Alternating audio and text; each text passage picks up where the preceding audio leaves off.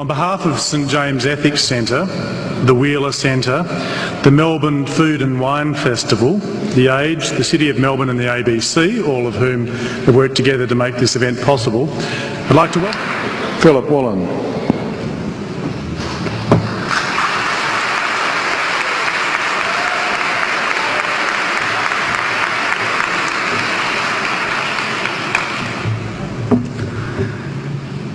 King Lear, late at night on the cliffs, asks the blind Earl of Gloucester, "How do you see the world?" And the blind man Gloucester replies, "I see it feelingly." And shouldn't we all? Animals must be off the menu because tonight they are screaming in terror in the slaughterhouses, in crates and in cages, vile, ignoble gulags of despair. You see, I heard the screams of my dying father as his body was ravaged by the cancer that killed him. And I realized I'd heard those screams before. In the slaughterhouse, their eyes stabbed out and their tendons slashed, on the cattle ships to the Middle East, and the dying mother wail as a harpoon explodes in her brain as she calls out to her calf. Their cries were the cries of my father. And I discovered that when we suffer as equals. And in their capacity to suffer, a dog is a pig, is a bear, is a boy. Meat today is the new asbestos, more murderous than tobacco. CO2, methane and nitrous oxide from the livestock industry are killing our oceans with acidic, hypoxic dead zones. 90% of small fish are ground up into pellets to feed to livestock. Vegetarian cows today are the world's largest ocean predators. The oceans are dying in our time. By 2048, all our fisheries will be dead, the lungs and the arteries of the earth. Billions of bouncy little chicks are ground up alive simply because they are male. Only 100 billion people have ever lived. 7 billion people live today. And yet we torture and kill 2 billion sentient living beings every week. 10,000 entire species are wiped out every year because of the actions of one. And we're now facing the 6th mass extinction in cosmological history. If any other organism did this, a biologist would call them a virus. It is a crime against humanity of unimaginable proportions. But happily, the world is changing. 10 years ago, Twitter was a bird sound. www was a stuck keyboard. Cloud was in the sky. 4G was a parking space. Google was a baby's burp. Skype was a typo. And Al-Qaeda was my plumber. Victor Hugo said, "There is nothing more powerful than an idea whose time has come."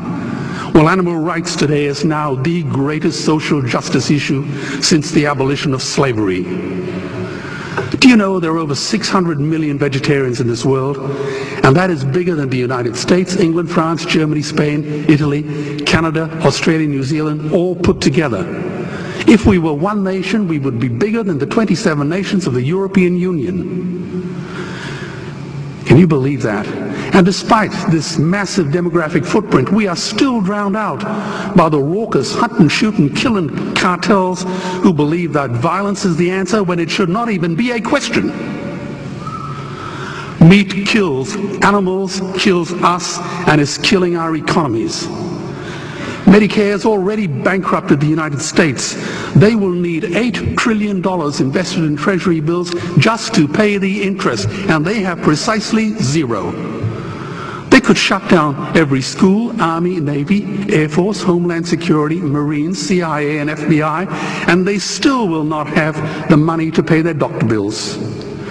And our Cornell and Harvard say that the optimum amount of meat in a healthy human diet is precisely zero. Water, as you know, is the new oil. Nations will soon be going to war for it. Underground aquifers that took millions of years to fill are now running dry. It takes 50,000 liters of precious drinking water to make 1 kilo of beef. Today, 1 billion people are hungry. 20 million people will die from malnutrition.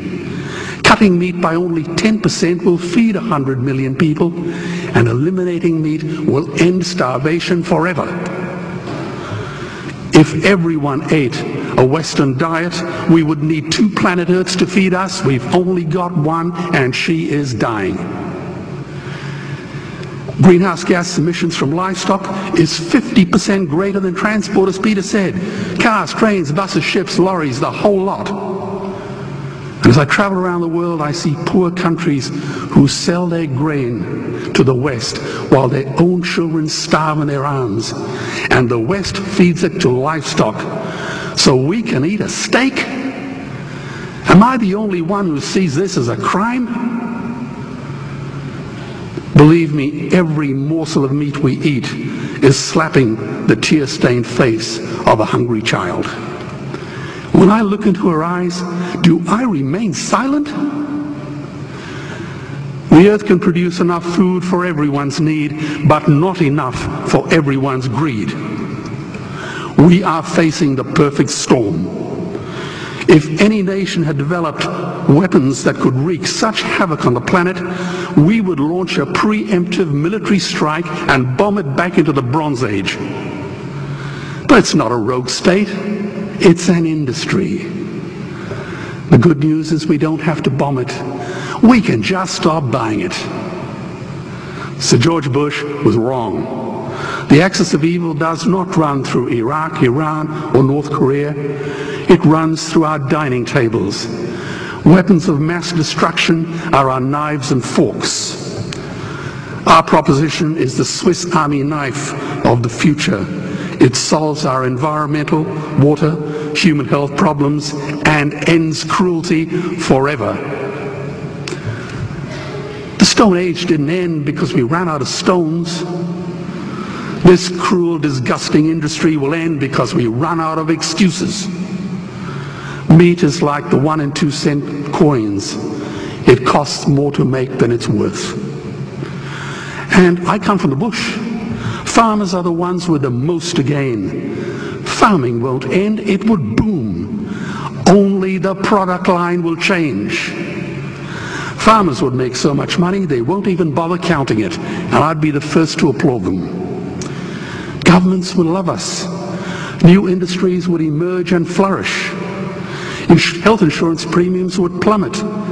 Hospital waiting lists would disappear. Hell, we'd be so healthy, we'd have to shoot someone just to start a cemetery.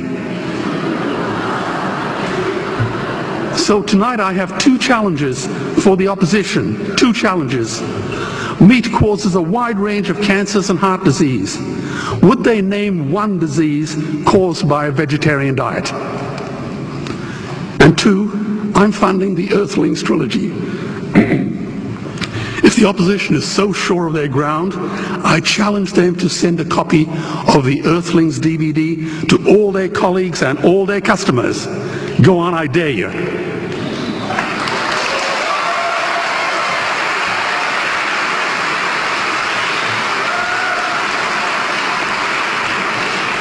Animals are not just other species, they are other nations, and we murder them at our peril. The peace map is drawn on a menu. Peace is not just the absence of war, it is the presence of justice. Justice must be blind to race, color, religion, or species. If she's not blind, she will be a weapon of terror. And tonight, there is unimaginable terror in those ghastly Guantanamos we call factory farms or slaughterhouses.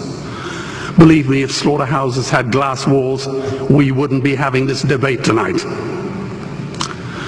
You see, I believe another world is possible. And on a quiet night, I can hear her breathing. Let's get animals off the menu and out of these torture chambers. Please vote tonight for those who have no voice. Thank you.